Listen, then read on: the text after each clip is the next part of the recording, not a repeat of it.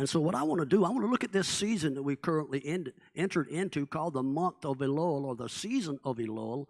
And a lot of people that are listening, if you're from a church background, you may not understand about this holy convocation, this season that we believe precedes the seventh month festivals of Yom Teruah, the Feast of Trumpets, Yom Kippur, and of course the Feast of Tabernacles.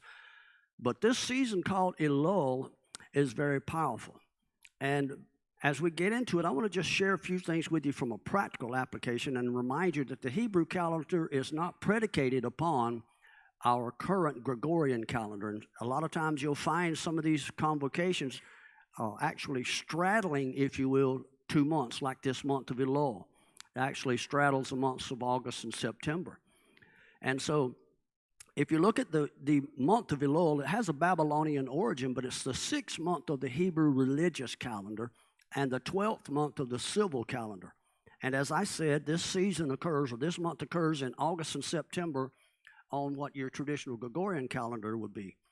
And what's interesting about it is that it sometimes gets lost in celebration or recognition simply because we're anticipating the 7th month festivals. We're anticipating Yom Teruah, the month that begins with the season of blasting, the month of the trumpets. It sets everything back in its proper order. We're anticipating Yom Kippur. A lot of people look at Yom Kippur with dread, and they think, oh, it's the day when you bring your flesh under control. I believe that is to a certain extent true, but I believe that Yom Kippur was also the day of the wedding mikveh. And so if you study these holy convocations, you know that as the bride's hidden in this season called Elul, and she's going through her final purging preparation, if you will, in anticipation of the union with her king, as the shepherd John was alluding to, during the 7th month convocations. And so what is so powerful is we look into this 6th month, it's also known as the month of repentance or the month of Teshuvah. Why? Because we're preparing for these holy convocations, these 7th month holy days of festivals. And so from the beginning of the month of Elul until the 10th of Tishri, which is the day that of the 7th month that Yom Kippur occurs, there is a 40-day season.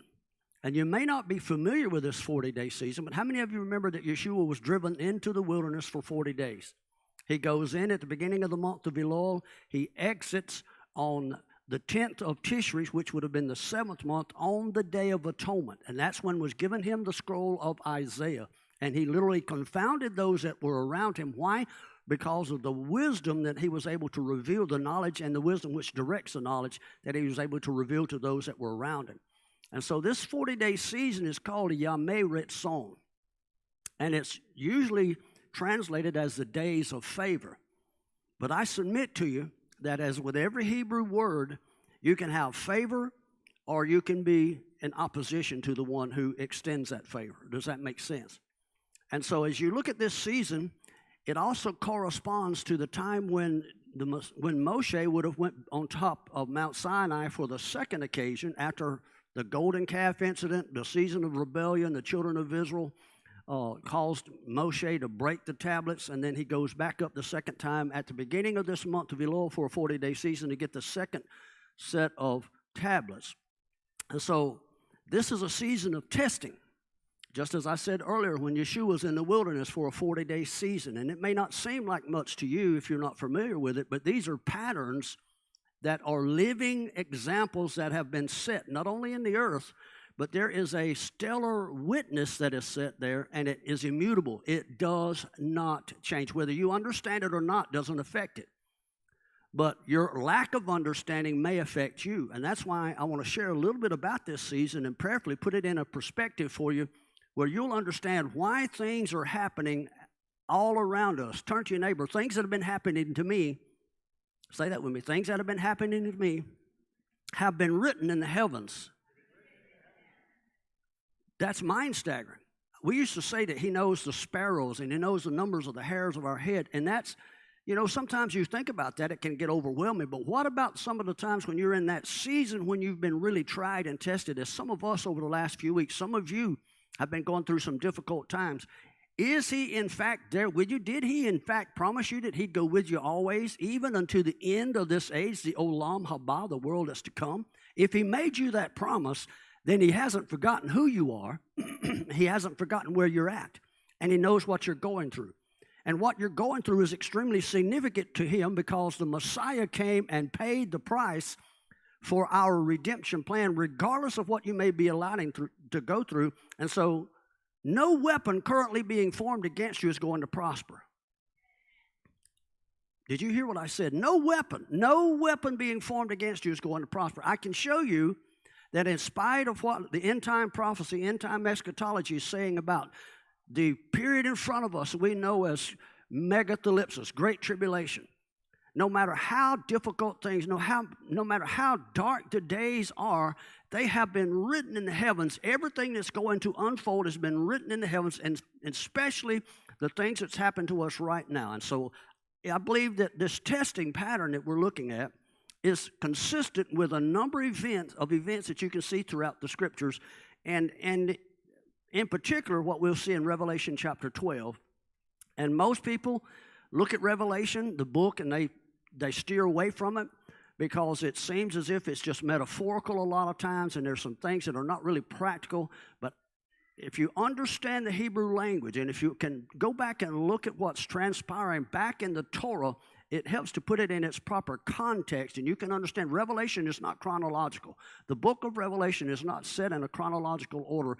These are events that are revealed to John the Revelator while he was in exile, and these events were events that were already set in the stellar luminaries, and just like what happened with Daniel, he is being given some insight regarding the days that are in front of us. Not just Daniel, not just John the Revelator, but Isaiah, Ezekiel, Zechariah, they all were able to see these things.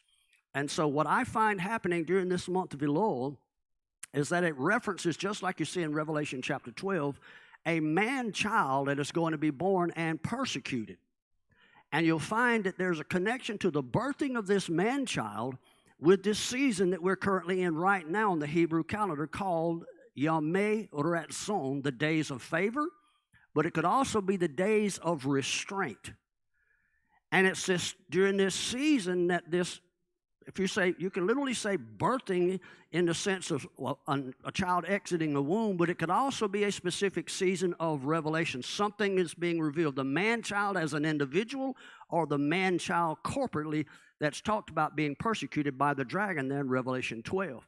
And these events typified in this season called the month of Elul also can be found written in the stellar luminaries in what most of us know as the zodiac. And my goodness, I've caught so much flack over the last 20-something years that I've been teaching about the constellational signs and been accused of being a pagan in some of my beliefs because I point out what's written in the stellar luminaries. And we've been taught that they were inherently pagan, and that is not true. That is absolutely not true. You have to go back and look at the foundation of where these things were created, and that's all the way back in Genesis chapter 1. And the stellar luminaries, the signs in the heavens were put there, according to Genesis chapter 1, as a sign, a way marker, something with some information and direction for us right now. And if the pagans have taken something that was inherently truth to begin with and twisted it, then you have to understand there was a motive behind that. And that motive was to keep you from understanding the signs of the times. Turn to your neighbor and tell them, you need to know the signs of the times. This season, called the month of Elul, corresponds to the constellational sign called Betula. It's probably more common known as Virgo or the Virgin. And it's interesting because it is said that during this season, the king visits his people in the field, in the earth. I love that analogy. I love the fact that he's right now, while you're going through difficult times, because this is a season the bride's being hidden, she's closeted, she's going through tribulation, she's in her wilderness experience, she's underneath pressure, she's being scrutinized, she's underneath the microscope. And while this is happening, the king is here visiting with us. It's like the fourth man in the fire. And so if you look at this word Elul, as I said, it's Babylonian in origin, And it's written in Hebrew, Aleph Lamed Vav Lamed. And as Shepherd John was alluding to, and by the way, he didn't even get a chance to see my notes this week. The word Elul is actually said to be an acronym for Ani Vedodi Vedodi Li. I am my beloved's, and my beloved is mine. That's a statement that in spite of all of hell being vomited in your lap, you need to be able to stand up and make a definitive statement. Ani Vedodi Vedodi Li. And it should never be more apparent than when you're in a season of testing. Now, when you come out and you're in the 7th month season, it's all celebratory and everything's great and everybody's just excited. Yeah, he is my beloved and my beloved is mine. But if it's truly apparent, it should be in the season when I'm being tested. Say amen or oh me or choke is still the truth. Now, let me just share this with you. We're talking about Revelation 12 here, this man-child that's prophesied in the stellar luminaries. But I submit to you that Adam was the first prophetic man-child, and it is said, and I happen to believe it because of some of the patterns that I see, Adam is believed to have been created on the first day of the 7th month, which would have been Rosh Hashanah, also known as Yom Teruah. He would have been born during this season called Yamei Retzon, the season of favor. This would have been his creation. The day of his creation would have been the first day of the 7th month. But you need to also understand, because sometimes it could get confusing, because he was actually created on the 6th day of the creation week. Excuse me. Yes, the 6th day, which would have been Friday. So he's created on the 6th day of the creation week, but the first day of the creation month. Does that make sense to you? Yes, it does. And so what you have to then is backtrack, and if you go back, if he's created on the 6th day, you backtrack till you find the first day of the being described there in Genesis chapter 1, and the evening and the morning were the first day. Then creation began on Elul 26. Creation began during this season called Yamei Retzon. And so again, we're looking in Genesis, and we're looking in Revelation, and we're seeing these signs begin to be intertwined together. So Genesis chapter 1 and chapter 3 prophetically reveal the same sign that's associated with this virgin called Bethulah, and it demonstrates right now at this particular season the constellational sign that is driving Revelation for us is this sign called Bethulah. And right close to Bethulah is another sign called Drago the dragon. Revelation chapter 12 talks about the dragon taking 9 or 2/3, if you will, of the stars and intertwining them with his tail and dragging them down. If you go back and look, the way that constellational sign of Drago the dragon is depicted in the constellations, it's actually powerfully prophetic of exactly what's transpiring, because the man-child is also, and the woman is being contested by that dragon at the same time. That's why we are driven into the wilderness for a season to be tested by the Drago, excuse me, the dragon. Does that make sense? Does it make sense? The dragon seeks to not only expose in an untoward manner, but to destroy not only the sun-clothed woman there, but the woman is going to birth that man-child, and he seeks to destroy the man-child. And so as we look at the 40 days called a Yamei Retzon, that phrase, Yamei Retzon, has a numeric value of 406. And these numbers are really interesting because the Hebrew language is alphanumeric. Every letter is a number and vice versa. And so if I just had a list of numbers, I could then turn around and take the corresponding letters and there would be a message. And so if I have Hebrew letters like Yamei Retzon, it gives you the message of the days of favor. But if I look at the numeric values associated with it, it gives you some other interesting clues regarding something that's being revealed from a different aspect. Does that make sense? So 406 is an interesting value of the word called a matzur, which means to hinder or to restrain. And so as surely as this is a season of favor, it's also a season of hindrance and restraint for some. Atzor comes from the root atzar, which means to shut up, to withhold, and to be under restraint. These are the days where we're at right now. You may not understand it, but where you are right now is either for you a season of favor or a season of restraint. And so you have to investigate these links between the two to understand who's being restrained and who's being favored during this season. And as soon as I began to make these connections, I was instantly reminded of 2 Thessalonians chapter 2, verse 7, for it talks about these end days here in the New Testament. People quote this all the time. Oh, for the mystery of iniquity already is at work. In other words, we know that the Antichrist spirit has been at work for more than 2,000 years. But speaking prophetically of our day, it says, only he, the mystery of iniquity, doth already work, but only he who now letteth will let. Well, that's interesting because that Greek word there for letteth is the word kateko, and it's also related closely to that word matsor, indicating that there is a season when someone is going to be trying to restrain you. Someone's going to try to restrain you, and someone's going to be restrained, and somebody's going to be enjoying the favor of Yahweh. And once again, it should be a source of provocation for you because there's some other cross references. For instance, Daniel chapter 7. Pastor John and I were talking about it. Daniel chapter 7 speaks of the day that I'm talking to you about right now.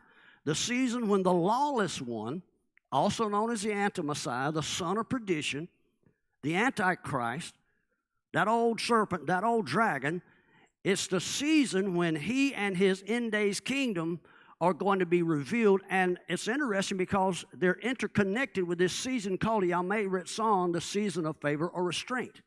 And so before we go any further, we're going to have to ask some questions here. For instance, back in 2 Thessalonians chapter 2, verse 7, who is the one that is said to be he who now letteth, or he who now restrains, the one who's holding back, the one who's hindering? Well, in almost every case, unless you've been a student of the Hebrew language, which gives you some insight to the Greek language, in almost every other case it's associated with the rapture doctrine, and they will say that he that is hindering or restraining is the Holy Spirit or else the church.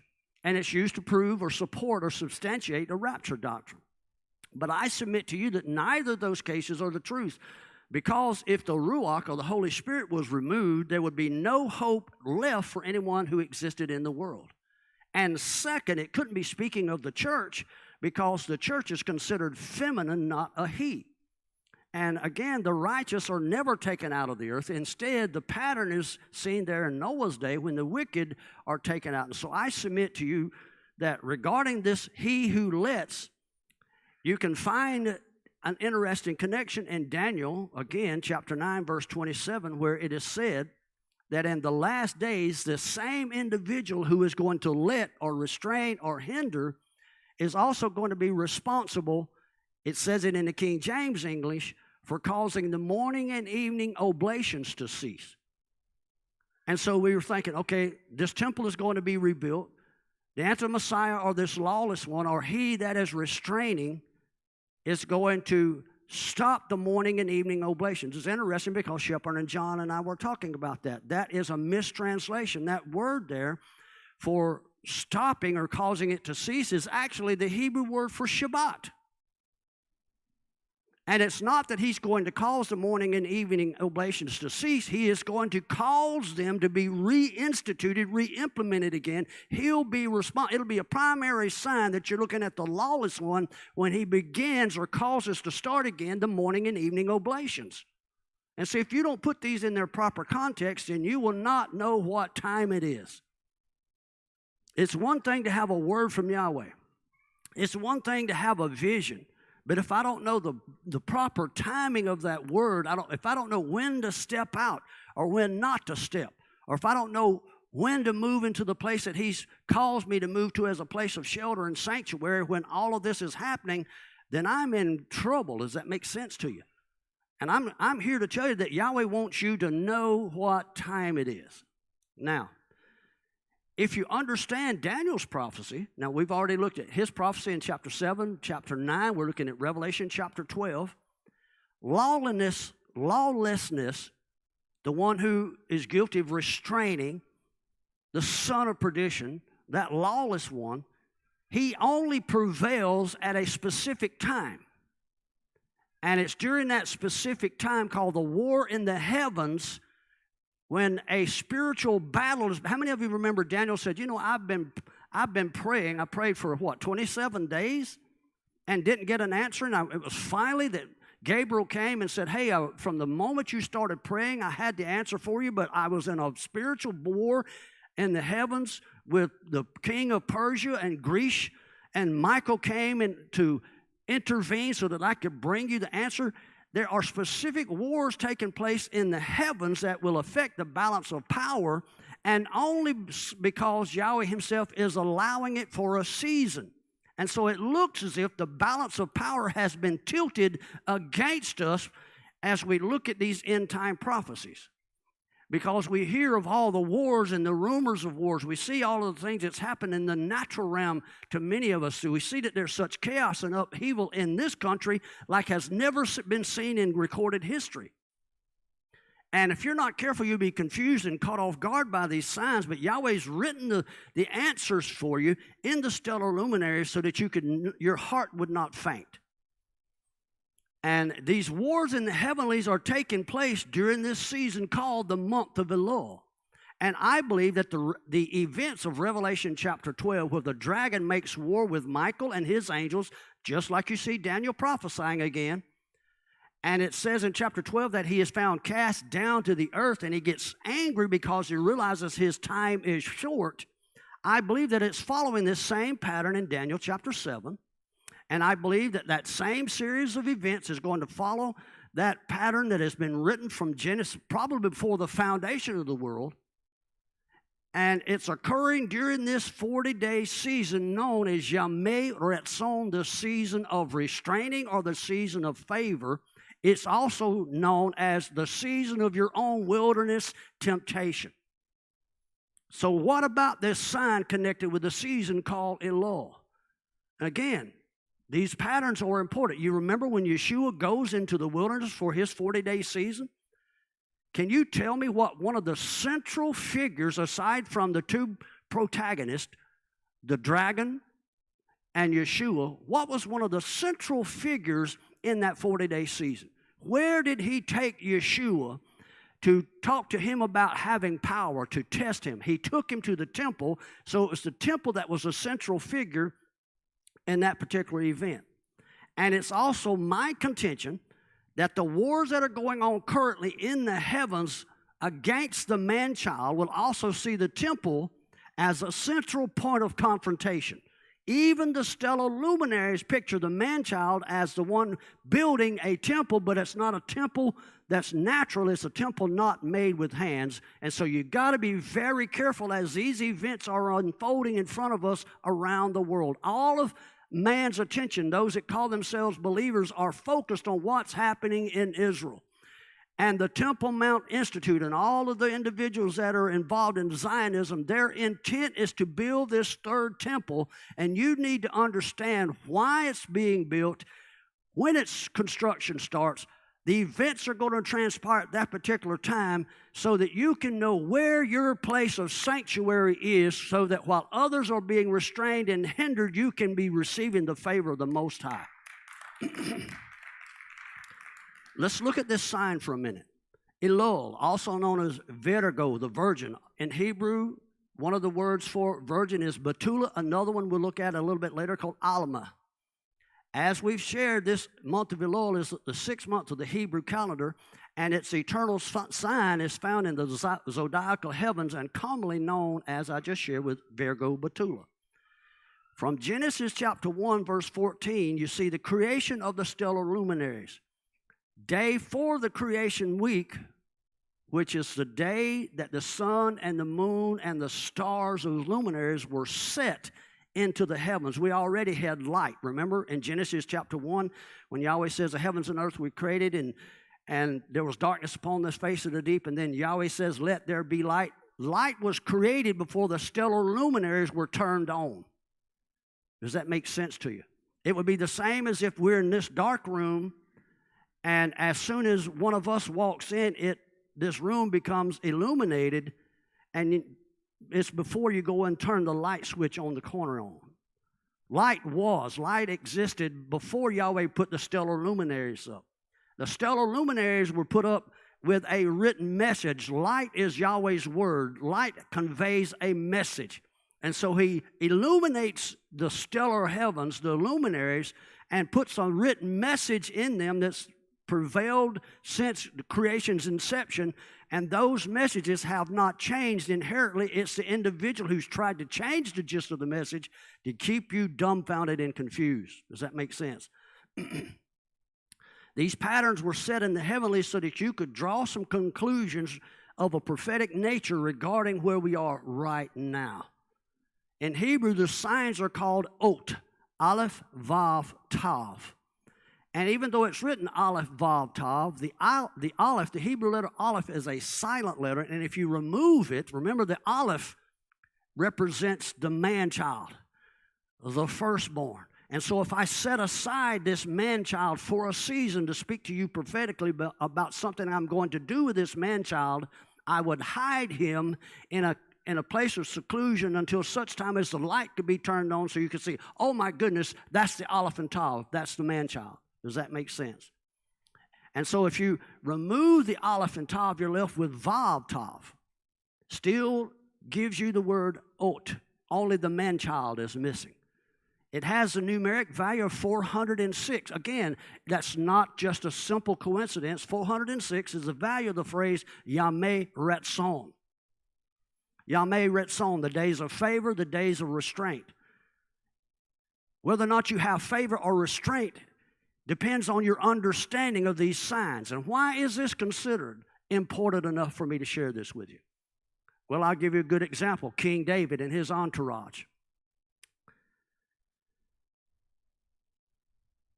If you go back and look at King David, every time you see something about him recorded and written down, it's written for this generation that's living right now.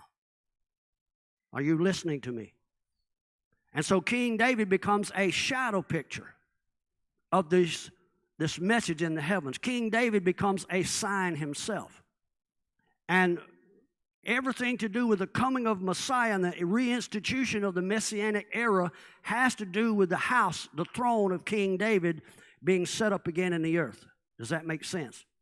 And so King David at that particular time, when you read in Samuel and the Chronicles and the Kings, he surrounded himself with mighty men of valor, trusted men. And these individuals had some peculiar characteristics and ability that lent themselves to King David and his ability to reinstitute a righteous kingdom. And one of those groups was a trusted group from the tribe of Issachar, who it is said had an understanding of the time.